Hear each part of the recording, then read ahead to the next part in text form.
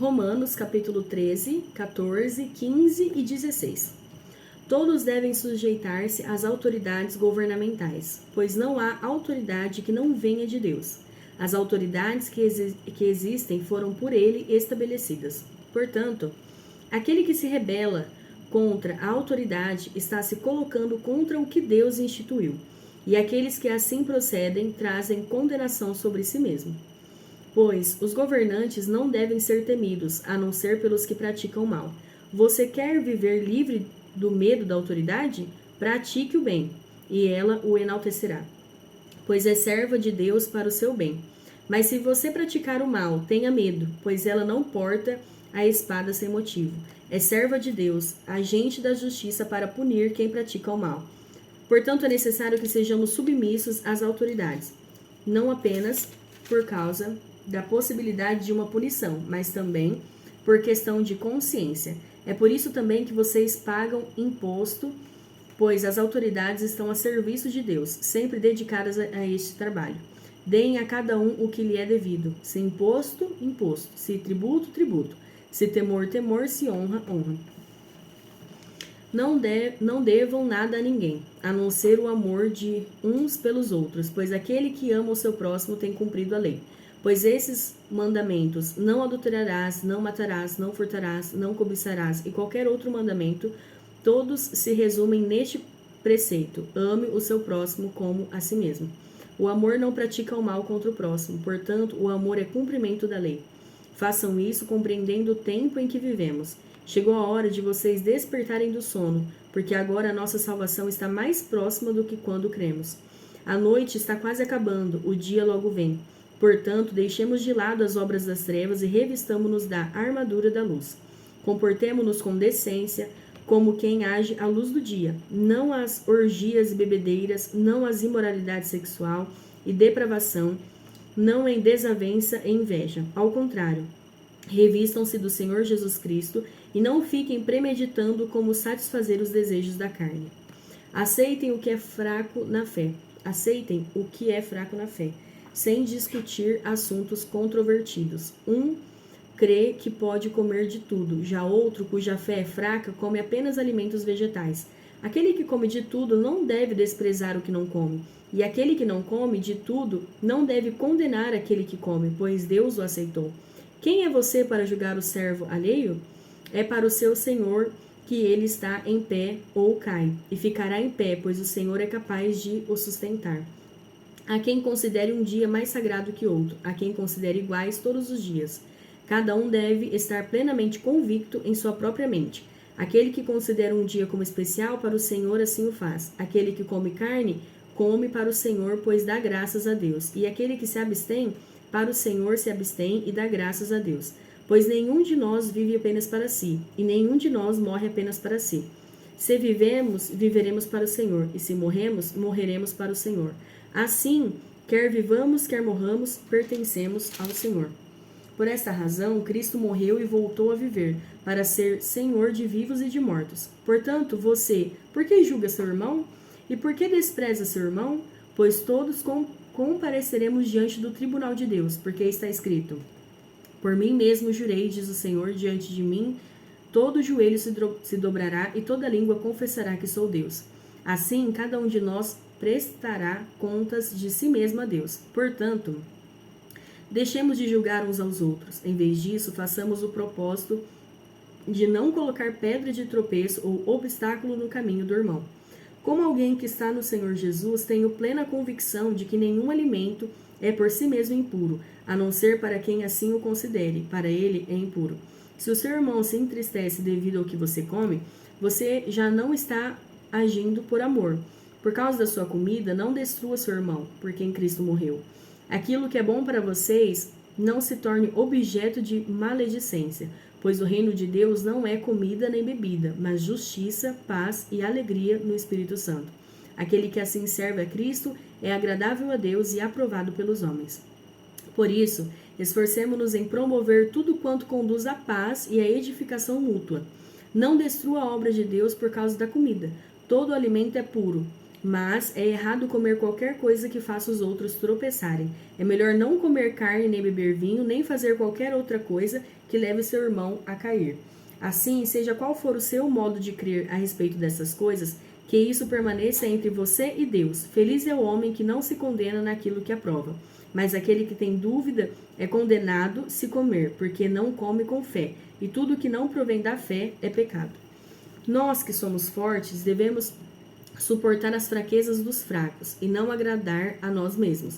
Cada um de nós deve agradar ao seu próximo para o bem dele, a fim de edificá-lo.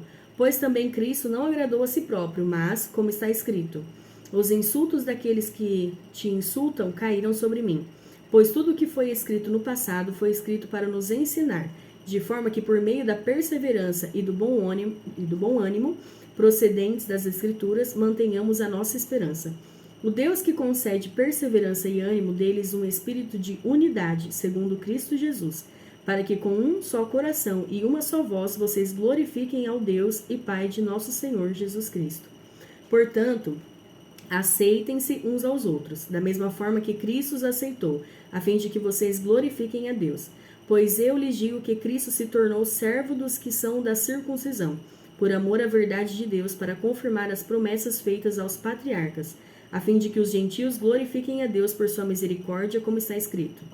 Por isso eu te louvarei entre os gentios, cantarei louvores ao teu nome. E também diz, cantem de alegria, ó gentios, com o povo dele.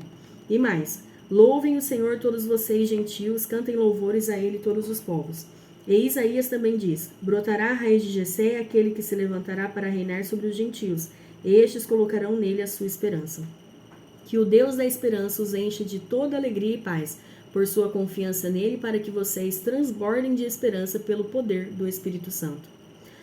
Meus irmãos, eu mesmo estou convencido de que vocês estão cheios de bondade e plenamente instruídos, sendo capazes de aconselhar-se uns aos outros.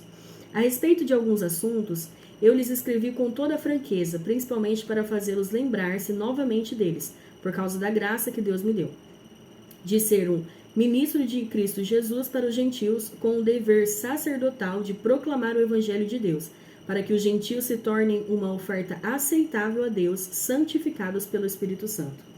Portanto, eu me glorio em Cristo Jesus em meu serviço a Deus. Não me atrevo a falar de nada, exceto daquilo que Cristo realizou por meu intermédio em palavra e em ação, a fim de levar os gentios a obedecerem a Deus, pelo poder de sinais e maravilhas e por meio do poder do Espírito de Deus. Assim, desde Jerusalém e arredores até o Ilírico, proclamei plenamente o Evangelho de Cristo. Sempre fiz questão de pregar o Evangelho onde Cristo ainda não era conhecido, de forma que não estivesse edificando sobre alicerce de outro. Mas antes, como está escrito, hão de vê-lo aquele que não tinham ouvido falar dele, e o entenderão aqueles que não ouviram o que não o haviam escutado. É por isso que muitas vezes foi impedido de chegar até vocês. Mas agora, não havendo nessas regiões nenhum lugar em que precise trabalhar, e visto que há muitos anos anseio vê-los, planejo fazê-lo quando for à Espanha. Espero visitá-los de passagem e dar-lhes a oportunidade de me ajudarem em minha viagem para lá, depois de ter desfrutado um pouco da companhia de vocês. Agora, porém, estou de partida para Jerusalém, a serviço dos santos, pois a Macedônia e a Acaia tiveram a alegria de contribuir para os pobres dentre os santos de Jerusalém. Tiveram prazer nisso e, de fato, são devedores aos santos de Jerusalém. Pois se os gentios participaram das bênçãos espirituais dos judeus, devem também servir aos judeus com seus bens materiais. Assim, depois de completar essa tarefa e de ter a certeza de que eles receberam esse fruto, irei à Espanha e visitarei vocês de passagem. Sei que quando for visitá-los, irei na plenitude da bênção de Cristo. Recomendo-lhes, irmãos, por nosso Senhor Jesus Cristo e pelo amor do Espírito, que se unam a mim em minha luta, orando a Deus em meu favor. Orem para que eu esteja livre dos descrentes da Judeia e que o meu serviço em Jerusalém seja aceitável aos santos, de forma que, pela vontade de Deus, eu os visite com alegria e, juntamente com vocês, desfrute de um período de refrigério. O Deus da paz seja com todos vocês. Amém. Recomendo-lhes nossa irmã Febe, serva da igreja em Cencreia.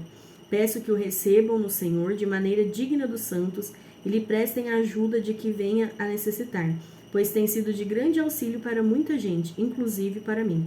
Saúdem Priscila e Áquila, meus colaboradores em Cristo Jesus, arriscaram a vida por mim, sou grato a eles, não apenas eu, mas todas as igrejas dos gentios.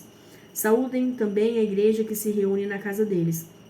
Saúdem meu amado irmão Epêneto, que foi o primeiro convertido a Cristo na província da Ásia. Saúdem Maria, que trabalhou arduamente por vocês. Saúdem Andrônico e Júnias, meus parentes que estiveram na prisão comigo. São notáveis entre os apóstolos e estavam em Cristo antes de mim. Saúdem Ampliato, meu amado irmão no Senhor. Saúdem Urbano, nosso cooperador em Cristo, e meu amado irmão Estaques.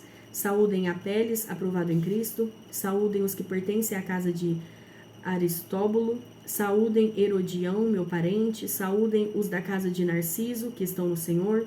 Saúdem Trifena e Trifosa, mulheres que trabalham arduamente no Senhor.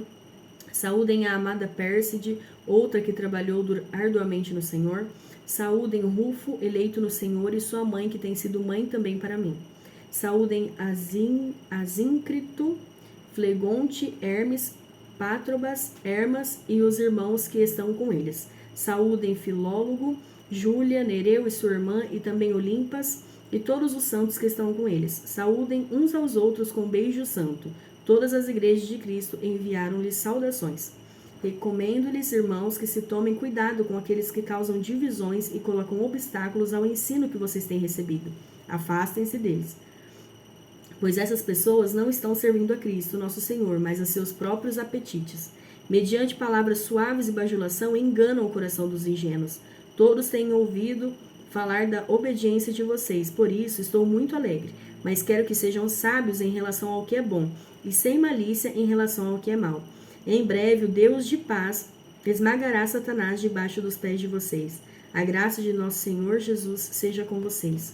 Timóteo, meu cooperador, envia-lhes saudações, bem como Lúcio, Jason e Sosípatro, meus parentes. Eu, Tércio, que redigi esta carta, saúdo vocês no Senhor. Gaio, cuja hospitalidade eu e toda a igreja desfrutamos, envia-lhe saudações. Erasto, administrador da cidade, e nosso irmão Quarto enviam-lhe saudações. Que a graça de nosso Senhor Jesus Cristo seja com vocês todos. Amém. Ora, aquele que tem poder para confirmá-los pelo meu evangelho e pela proclamação de Jesus Cristo, de acordo com a revelação do mistério oculto nos tempos passados, mas agora revelado e dado a conhecer pelas escrituras proféticas, por ordem do Deus eterno, para que todas as nações venham a crer nele e obedecer-lhe. Sim, ao único Deus sábio, seja dada a glória para todo sempre, por meio de Jesus Cristo. Amém.